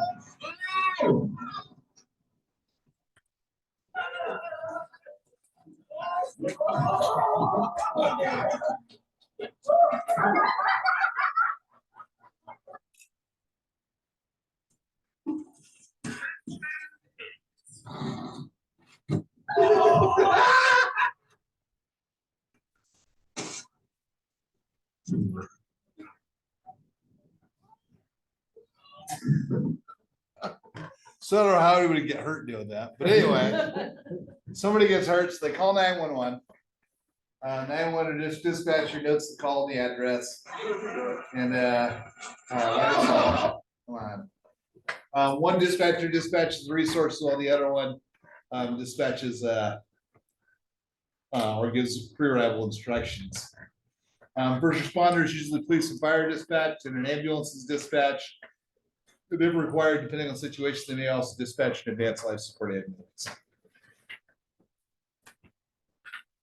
EMS personnel arrive at scene, they assess the scene, survey the scene, do a patient assessment, package the patient, transport to the hospital for definitive care. Any questions? We're behind, so we're gonna skip this part. We're gonna go to chapter 2, then we're gonna go to break, so we're done with that. Give you guys a little bit of a break, so you can really patient. Excuse the pun. All right. Workforce safety and wellness. This is a job that runs high on emotion and high on stress. It's critically important to remember the following things. We're also going to teach you how to deal with stress. You did not put anyone in the position they're in. Their choices and their actions put them in there. You're there to help that person in the position they're in. It's your job, despite what their actions were. It's about them, it's not about you. You didn't put them there. You're there to help them. Your life will be good or bad based on the choices you make. And if you continue to make the same choices, you'll continue to get the exact same results. If you want different results, you need to change your choices. Any questions? All right, the objectives. We're gonna have you define what an infectious disease is and what a communicable disease is. Understand what universal precautions are that will prevent you from getting communicable and infectious diseases. Those are different types of universal precautions. List the modes of how these diseases get into your body, modes of transmission. Describe how your body fights disease, which is your immunity, and how infection exposure control plan works for the agency that you'll be working for. Any questions on the objectives? We're also going to go over PTSD, post-traumatic stress disorder, and go over the signs and symptoms of that and how to prevent it. We're also going to go over workplace issues, including sexual harassment, cultural diversity, and one of the biggest thing in all of emergency services, substance abuse. Any questions? Oh, cow. We're also going to go over the emergency aspects of emergency care. We may not get through this. List the issues concerned with death and dying of patients, stress involved with large incidents, and how to do scene safety. All right. Any questions so far? All right. Infectious diseases and communicable diseases. Infectious disease is a medical condition where small little bugs grow inside of your body and make you sick. Communicable diseases is when you give those bugs to other people. Now, one important thing to know is all bloodborne diseases are communicable, but not all communicable diseases are bloodborne.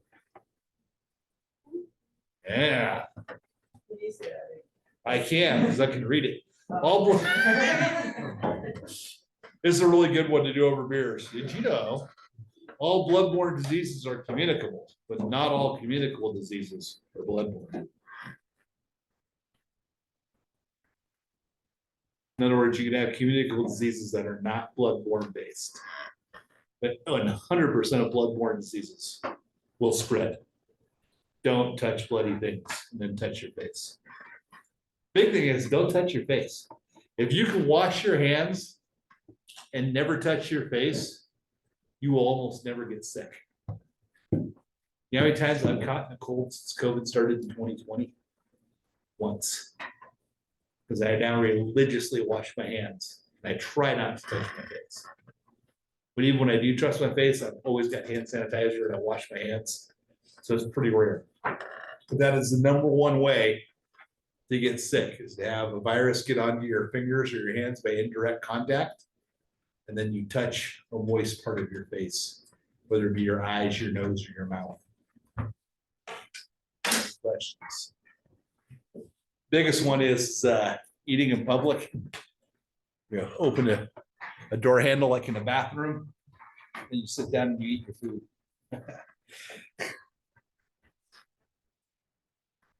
That's what we're gonna go over right now. Direct contact. Direct contact is when an infected person touches you and the bug goes from them to you. That's a direct contact. That's not that common, because most times people just don't walk up and touch each other. Every once in a while, but not very often. The most common way is indirect contact. This is how you get common cold virus, flu, RSV, COVID, all those things through indirect contact. So what happens is someone wipes their nose, wipes it off in their shirt or their pants. Then they go to pay something, they hand you money with the infected hand. And then you grab that money, then put it in, and you go over and you have a sandwich, or you rub your eye, or you touch your face. That's how you get sick. That's what indirect contact is. Airborne. Also doing it, it's not very common. Tuberculosis is an airborne disease that will spread like wildfire airborne. And that's when someone coughs and the droplets in the spray comes out and you inhale the droplets in the spray. And that's how you get the disease. Then you got foodborne, like salmonella, botulism, things like that. And that's in contaminated food. It's bacteria inside contaminated food. And you eat it, then of course, a lot of people call it food poisoning. Then you got vector-borne, which are by fleas and ticks, the plague, and lots of other diseases. What was the latest mosquito one they were so worried about with pregnant women? I can't remember what it was. What was it? Which one? Mosquito, malaria? Oh, yeah, well, malaria, but there was one though recently, they were worried about a virus. Yes, yeah, the Zika. That was a big deal for a while in the media. It's like everybody was freaked out about Zika. That was by mosquitoes. Any questions? All right, standard precautions. The biggest one is wash your hands. Use hand sanitizer. But next best is wear gloves. Take the gloves off. Always wash your hands when you take the gloves off. Once you make that habit of washing your hands after you take your gloves off, you almost never get sick. Patients that are coughing and spitting, you should probably wear goggles, mask, and gown. And in extreme circumstances, if you don't know enough about a virus or the situation, you can wear a respirator, which are called PAPRs. For a while with COVID, in the early days of COVID, they had to wear PAPRs. Then they found out it's not really airborne, it's only indirect contact and direct contact. Any questions? Here's a fun fact. So the whole mask thing with COVID, people are saying, oh, it doesn't stop COVID. It's 100% correct. Masks do not stop COVID. They wanted people to wear masks so you don't touch your face. It's your fingers, it's your hands. So the nose and the mouth, people touch their nose and mouth with an infected hand. It's how COVID spreads. That's why they wanted people to wear masks. It had nothing to do with airborne. It's not an airborne virus. Tuberculosis is an airborne virus. The N95 thing, can't explain that. That was just ridiculous. But anyway, any questions? All right, immunizations. Strongly recommended if you're going to work at EMS, you get your immunizations. If you go into paramedic or into nursing, they're going to be required. No one's going to let you go into a hospital and do clinical time with patients unless you're fully immunized. Doesn't matter what your beliefs are, they're not going to let you. Just is what it is. Strongly recommended. You have the basic immunizations, measles, whooping cough, flu, hepatitis B is a huge one. You really need to have those. Otherwise, there's a good chance at some point you're going to make a mistake and you will get real sick. Any agency you work for is gonna be required by law to have an exposure management plan. What that exposure management plan is about is, when something goes wrong, what you do when you've been exposed potentially to a virus or a bloodborne pathogen or something. It's your responsibility to know your exposure management plan. Any questions? If you're a human, you will make a mistake, I promise you.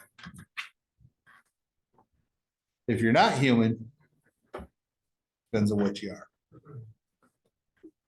All right. Stress management, all emergency services, EMS, law enforcement, fire. It's a high stress job. There's no getting around that. And because it's a high stress job, you got to recognize the signs and symptoms of stress. You got to understand what stress does to your body. You got to know what fight or flight is, and you got to know how to manage it. And you also need to know what CISD stands for, which is critical incident stress debriefing. Critical incident stress debriefing.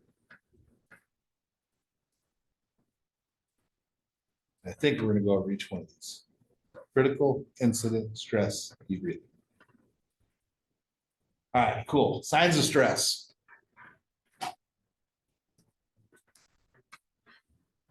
At the river mouth, the bears catch only the tastiest, most tender salmon, which is exactly what we in John West want. Fighting bears for fish is high stress.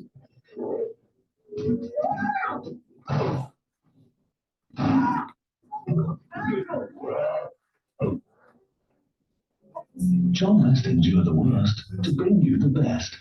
All right. That wasn't real. So causes of stress. Dangerous situations. You will be in dangerous situations. Physical and emotional demands. Critical patients.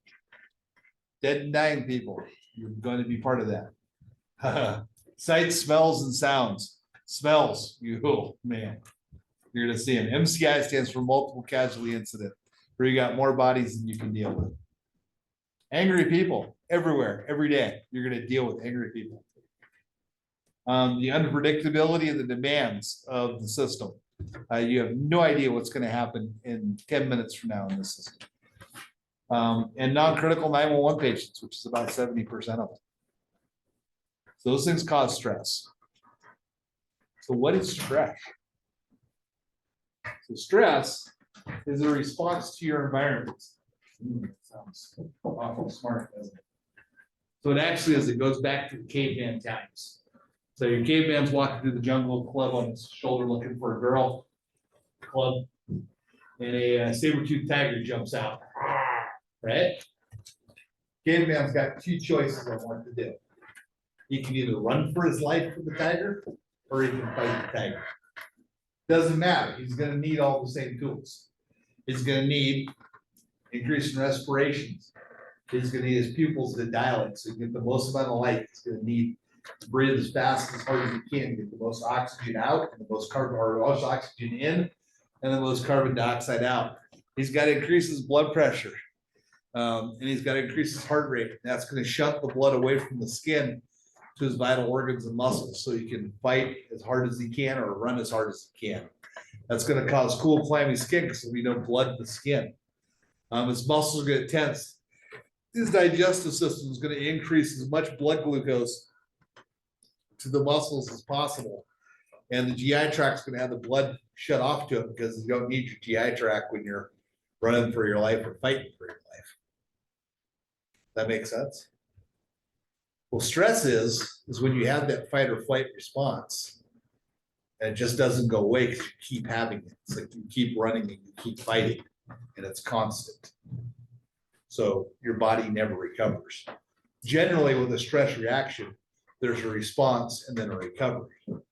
Whereas in high stress, it's a constant response. So if you're going from stress to stress to stress to stress, like you get past the one tiger, then 5 minutes later, it's another tiger.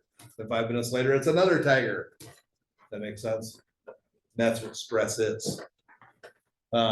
So There's ways of dealing with it, and then there's right ways and there's wrong ways. And you choose your actions on how to deal with it.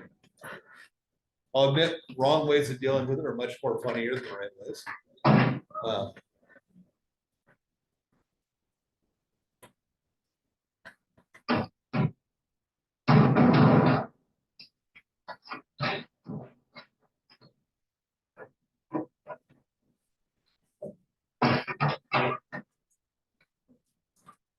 Probably could have handled that better. So, team environment, you're not gonna get along with everybody. Probably tired of hearing that, but it's important that you know it. People are gonna come from different cultures and backgrounds. Again, doesn't matter, patient always comes first. Workplace kidding and teasing and practical jokes are awesome, but it has its place to break tension. But you also gotta make sure you don't take it too far and you don't make it worse for the team. Y'all, in the end, you all have to be supportive of each other, especially during an emergency situation where the patient is at stake. Does that make sense? All right. All right, there it is. Sorry, it's 3. General adaptation syndrome. This is what I was talking about, stress. You get the alarm state, the fight or the run, and then the recovery. Where you run into problems is when you never get to recovery. It's always the reaction and resistance state.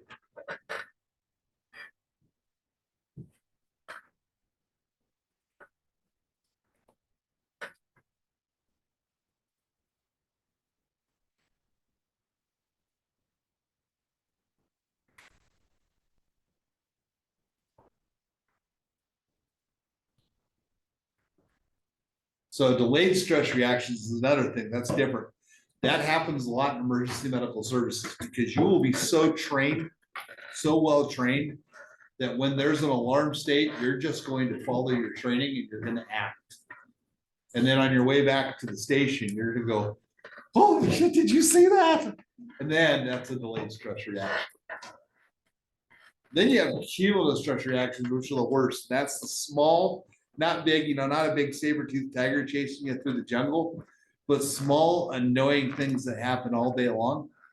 And that's the most common type of stress. That's called the cumulative stress reaction. It's just constant little things all day long that keep you in that alarm state that you never get to recover from. Then you have post-traumatic stress disorder, which is a real thing. That's a big thing. If you get critical incident stress debriefing, we can usually knock it out before it happens. What post-traumatic stress disorder is when you have a big event and an alarm state and it stays with you and you never quite psychologically learn how to deal with it. So it sticks with you on every call from thereafter. An example I was given once was a paramedic in San Francisco responded to as a girl that had survived the killing fields in Laos and had gotten to the United States and was going to UCSF, and she was walking down Market Street and a piece of a gargoyle, concrete gargoyle, fell off like 30 floors up and hit her in the back of the head and broke C1 and killed her on the street. And it was just a horrible incident, you know, but they didn't really do a CISD on it. It's just the one thing. But that medic, every time he was downtown, kept looking up. He couldn't get over the looking up, wait for that gargoyle to fall. That's an example of post-traumatic stress disorder. Or a lot of times people that are a lot of law enforcement officers, sometimes they've been shot in the line of duty. Any loud bang or something like that will sometimes cause them to overreact. That's a post-traumatic stress response. You ever want to see some great examples of it? There's a TV show that's on Tubi called Third Watch. And it was created and written by a former police officer. And it's about fire, EMS, and law enforcement all together. And it's truly about the life of it, but they have some great PTSD. Sounds weird saying that. But they have some very good PTSD episodes about PTSD and handling it correctly and handling it incorrectly, which does happen. But they're very realistic depictions of it. Any questions? So if they do critical incident stress debriefing after a big incident, that generally resolves and prevents PTSD. Now, a critical incident stress debriefing is done after 24 hours of a big incident, but within 72 hours. And you go over, you break down the incident with everyone that was there about what went right, what went wrong, what you'd like to see done better, and how you feel about it. And it helps your brain process it correctly, and then you're less likely to have PTSD down the road. Here's another way of not handling it correctly, but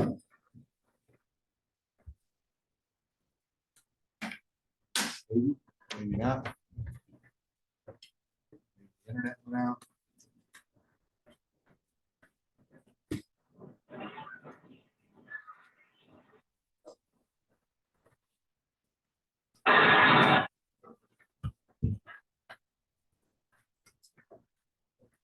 All right, stress management.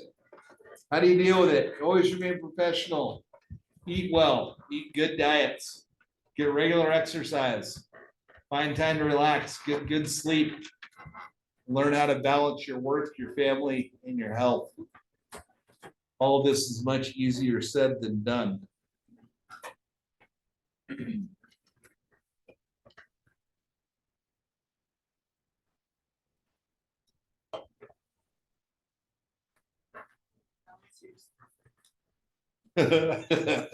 Look at me. How do I? How I do it is pretty unique because I work a lot. Between ambulance and COS, I don't do much fire anymore. I should do more than I do. What I do is whenever I am not on duty, I am literally doing something that I love to do or is fun. From the minute that I'm off duty, I am out doing something with my family or with my friends. And there's literally not a waking moment that I'm not doing something that I enjoy and live life to the fullest. That's how I balance it. I've been known to get off work at 5 o'clock, go to my son's football game, high school football game, throw them in the car, drive all night, get to Disneyland at 7 o'clock Saturday morning, go to Disneyland until midnight, get a hotel room, go to sleep, get up Sunday morning, have breakfast, drive back home, be back to work, and have the kids back at school by Monday. That's how I do it. It's fun. Make life fun, it's short. Any other questions? All right, here's a great way to deal with workplace stress. The monkey parts. I fully approve of this. They both have the same vessel supplying the brain. It's gonna be different practicing on a dead human though versus a live monkey, but practice is practice. So today I'm gonna be practicing isolating cotton vertebral arteries on both sides. You need to isolate them, the ones that supply the neck and the face, and sort of like tie them in, both superficial and deep ones, like tie them in. Not sure it's gonna work. It could be a little ugly, especially if the skin's just a spot. Oh, Jesus! Wouldn't expect that.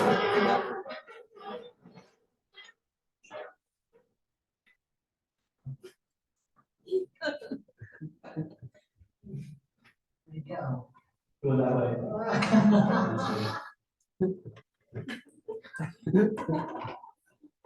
Fully endorse that. Make sure you keep fit, work out. Make sure you're doing it the proper way, like this young man.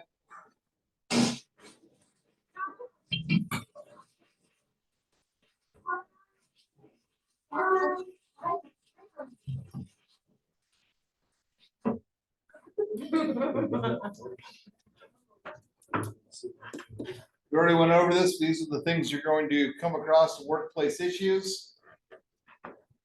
Death and dying. There's 5 stages of dealing with death and dying and grief. First stage is denial. Second stage is anger. Third stage is bargaining. Fourth is depression. The final stage is acceptance. We've got one more good video on that. I'll let you guys go to break. We'll pick this back up tomorrow night. But you got to watch this video. It's the best video I've ever seen on the 5 stages of grief.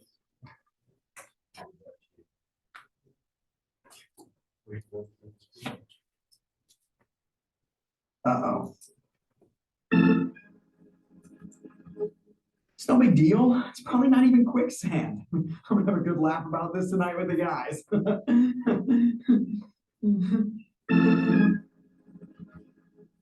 Well, this is just perfect. Stupid quicksand, stupid jungle. Ah, bite someone in the face. Mother.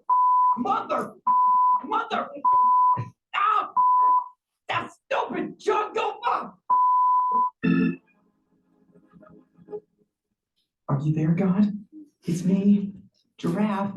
Listen, if you would just give me a mulligan on this quicksand thing, I promise, no more peeing on your shorter creatures. But you get a deal?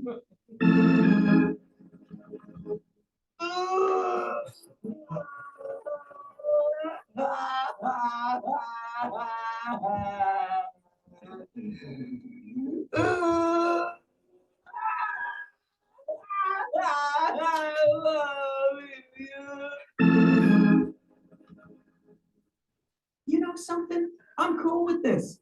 I bet heaven has all the tender leaves I can eat, and everyone gets their own Slurpee machine. Yeah, take me, sweet death. I await your loving embrace.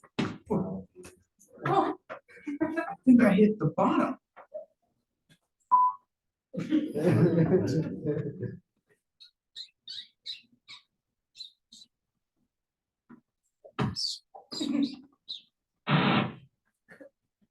All right, go to break. Be back in here at 10 minutes after 8, ready to do skills.